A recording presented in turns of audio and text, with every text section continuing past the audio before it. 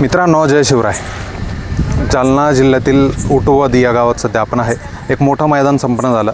जालना शहरात तालुक्यात एक भव्य दिव्य या ठिकाणी मैदान संपन्न झालं. एक दुसा, एक बैल आणि एक आदत एक बैल असंही मैदान होतं. जवळपास 600 बैलजोड्या या मैदानात उतरल्या होत्या आणि त्या 600 बैलजोड्यामध्ये 1 नंबरचा मानकरी झाला. माफ करा, 3 नंबरचा, 2 नंबर का 3 नंबर 3 नंबरचा मानकरी झाला. 1 नंबरची सवय लागलेली रुद्राला, त्याच्यामुळे ते तोंडातून आपसुक निघून जातं.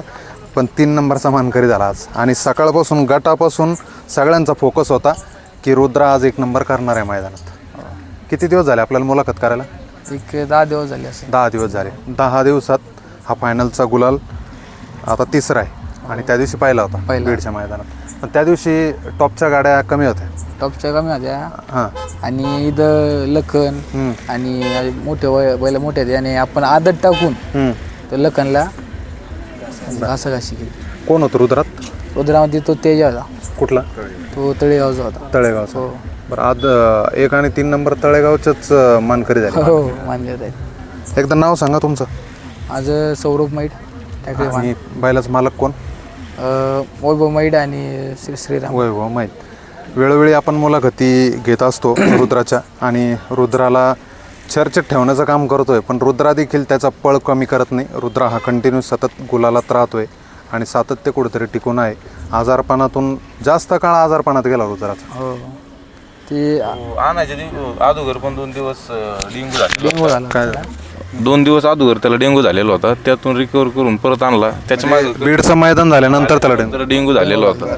त्यानंतर कव्हर केला 2-3 दिवसामध्ये आणि परत येऊन फायनलला पात्र झाला. मी तर म्हणतो महाराष्ट्रात सगळ्यात जास्त आजारपण याच रुद्राला आलेलं आहे. रुद्राच्या वाटेला आलेलं आहे असं म्हणायला काही अडचण नाही. आजारपणाचा संघर्ष घेऊन कुठंतरी हा बैल गॅपने बाहेर पडतो. पण गॅपने बाहेर पडल्याच्या नंतर काहीतरी करून दाखवतो. नंबर करतोच. गटात कितव्या तासावर गाडी होती? 8 नंबर तासाला. आणि सेमीला 5व्या सेमीच 1 नंबर पब्लिकनं पळाला. पब्लिकनं म्हणजे त्याचं पब्लिक मानल्यावर तर अजून 2 उड्या जास्त घालतो. रोपाचे त्याच्या अंगात. पण तरी पब्लिकनी धाकधूक होती. नाही आम्हाला फिक्स माहिती होतं त्याच्यावर. म्हणजे बिनजोडला आम्ही पळालो होतो, त्याच्यावर भरोसा होता. तर फायनलला त्या भरोश्याला पात्र ठरला आणि फायनलचा गोल पब्लिकला असलं तर 2 उड्या तो जास्तच मारतो. ड्रायव्हर कोण होता? बर, हा बी ड्रायव्हर. त्या दिवशी घेतली आपण मुलाखत ना. हे असं आहे रुद्रामुळं म्हणजे परत मुलाखती घेण्याचा योग येतो. घ्या हातात घ्या. काय सांगाल, कशी गाडी पळाली आज? गाडी एकदम मस्त पळाली. बरं, पहिल्यांदा पायरा झाला नाही तेजा ना? दुसऱ्यांदा पहिले कुठं? एक नंबर केला. अरे हा, तो करणचा ना? बरोबर आलं लक्षात. करणचा तेजा आणि रुद्रा ही गाडी बीडला पळाली होती आणि तीच गाडी कुठंतरी दुसऱ्यांदा पळवली तुम्ही. पण तो कॉन्फिडन्स ठेवणं गरजेचं आहे. कारण की पहिल्यांदा गाडी पळाली, तो आत्मविश्वास पाहिजे माणसाला दुसऱ्यांदा गाडी पळवायसाठी. गाडी जशी बीडच्या मैदानात पळाली त्याच पद्धतीने गाडी पळाली आज. गाडी पळाली. सेमीला काय धाकधूक होती? थोडं जवळ. सेमीला धाकधूक होतीच, काढायला लागली होती गाडी. हम्म. मग पण कडाने रुद्रा पळवतोच. कारण की बिनजोडला बी आम्ही पब्लिकनंच पळवतो त्याला. फायनलला काय झालं? फायनलला काय थोडी आता गाडी चढली खाली. 2-3 उड्या चढल्या होत्या, त्यामुळं मग वासरू जरा कमी झालं तेवढ्यात. मग खाली ड्रोनचा व्हिडिओ पण आपण मेन्शन करू. पण ज्या पद्धतीने ती खाली गाडी जर खेळली नसती तर आज 1 नंबरचा मान 1 किंवा 2 मध्ये खेळली असती गाडी. आणि अंतर पण काही जास्त राहिलं नाही. नाही थोडा अंतर होता. बरं, रुद्राला मी वेळोवेळी सांगतो तुम्हाला की रुद्राला जर एखाद्या चांगलं मागणी झाली तुमच्याकडं तर द्या. कारण की चांगला पळणारा बैल आहे, तुमच्याकडून पैरे होत नाही. आता मी रुद्राचा मालक आणि म्हणजे रुद्रा माझा काय तुमचा काय अशा पद्धतीचा हा रुद्रा आहे. पण रुद्रा पैऱ्या वाचून हा कुठंतरी बॅकफुटवर आहे. ती सत्य आलेले आहेत. पण आता तो आम्ही 2-3 नंबरातले बैल घेऊन कंटिन्यू गोलात असतो. आम्हाला भरोसा आहे त्याच्यावर आणि कंटिन्यू आम्ही 2-3 नंबरातले बैल टाकत असतो. म्हणजे जे पळणार आहे, तुम्हाला मागच्या वेळेस पण म्हणलो होतो, कोणाचा आहे असला पळणारा बैल असला तर आम्ही 100% त्याच्यात टाकतो.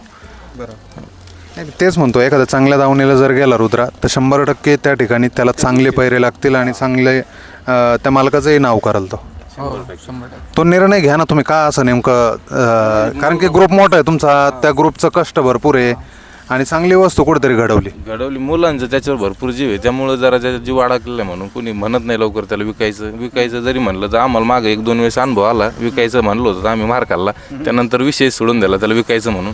तर तेव्हापासून आजपर्यंत गुलालाच विकायचं म्हणलं का आम्हाला अनुभव आला काहीतरी. 2 मैदानात आम्ही 19-20ला मार खाल्ला, त्यामुळे त्याचा ते विषय बंद करून टाकला विकायचं म्हणून. तर तेव्हापासून गुलाला त्याची. मुक्या प्राण्यावर जीव किती लावा ते टाकळी भानकरांकडून म्हणजे या ग्रुपकडून शिकावं.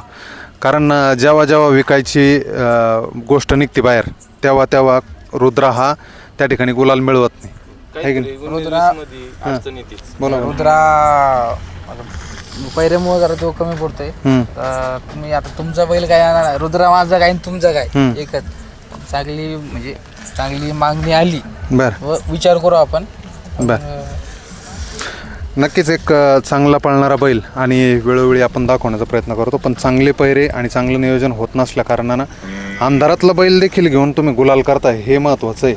आणि गरिबाच्या आज दुसऱ्याचं मैदान होतं आदत दुसरा, तो स्वतः दुसरा असून आदत घेऊन पळवला आम्ही आणि 3 नंबर केला. एवढ्या मोठ्या गाड्याला घासणं खरंच म्हणजे खूप मोठी गोष्ट आहे. तो घासला म्हणजे लहान वासरू घेऊन घासला त्यांना, मग आमच्यासाठी 1 नंबरच झालाच. आणि मोठ्या पर्यावाल्यांना आम्ही फोन केला तर ते म्हणतात नाही, त्यामुळे आम्ही 2 नंबर 3 नंबरचेच बैल घेऊन त्यांच्याकडे बोला. वरती मला सुद्धा गाडी बांधून पळाल तो. बरं, पब्लिकला सुद्धा गाडी बांधून पळाल. बरं.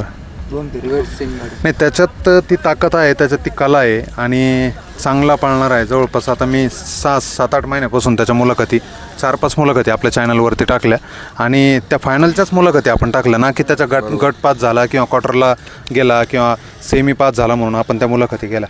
त्याने फायनलला चांगल्या नंबरात राहिल्याच्या नंतरच आपण मुलाखती या कुठेतरी रुद्राच्या केलेल्या आहे. हे देखील शुभेच्छा देतो तुम्हाला. थांबतो. धन्यवाद.